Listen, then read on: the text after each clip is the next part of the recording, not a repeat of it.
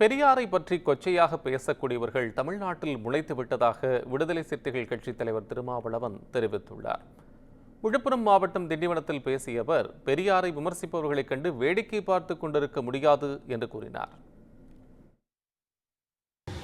இன்றைக்கு தந்தை பெரியாரை பற்றி மிக கொச்சையாக விமர்சனம் செய்யக்கூடியவர்கள் எல்லாம் தமிழ்நாட்டிலே முளைத்து விட்டார்கள்.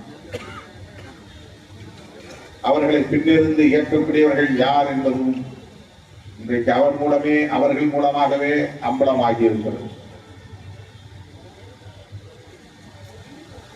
பெரியார் இயக்கம் தொடங்கிய காலத்திலிருந்து அவரை யார் வீழ்த்த வேண்டும் என்று நினைத்தார்கள் என்பதை, முயற்சித்தார்கள் என்பதை நாடு அறியும், நாம் அறிவோம்.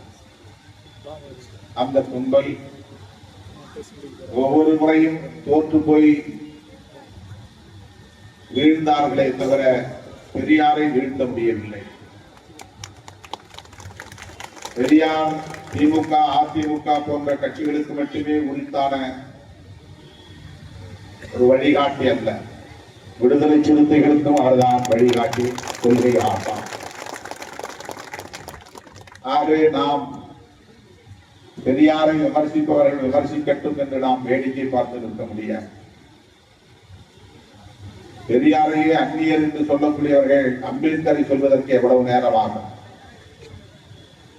பெரியார் இந்த மண்ணில் தனது இறுதி மூச்சு வரையில் 94 வயது வரையில் தமிழர்கள் தலைநிமிர வேண்டும் என்பதற்காக ஓடி ஆடி உழைத்த ஒரு மாமனிதன். தமிழ்நாட்டிலேயே பிறந்து வளர்த்தவன். அவரையே தமிழர் இல்லை, தமிழ் தேசியத்தின் பகைவர் என்று சிலர் உணரிக் கொண்டிருக்கிறார்கள். அதை நாம் அனுமதித்தால் அம்பேத்கரை மராட்டி என்று சொல்லி அந்நியப்படுத்துவார்கள். அவர் ஒரு மராட்டியர், அவருக்கும் தமிழுக்கும் என்ன சம்பந்தம்? அவருக்கும் தமிழ்நாட்டுக்கும் என்ன சம்பந்தம்? தமிழ்நாட்டிலே தமிழை தாய்மொழியாக கொண்ட தலைவர்கள் தோன்றவில்லையா? ரெட்டைமலை சீனிவாசன் இல்லையா? பண்டிதர் அயோத்திதாசர் இல்லையா? NC ராஜா இல்லையா? என்று ஒரு பட்டியலை நீட்டுவார்கள்.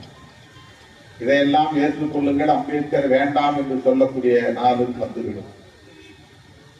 இது அறவே காட்டுத்தனமான ஒரு அரசியல்.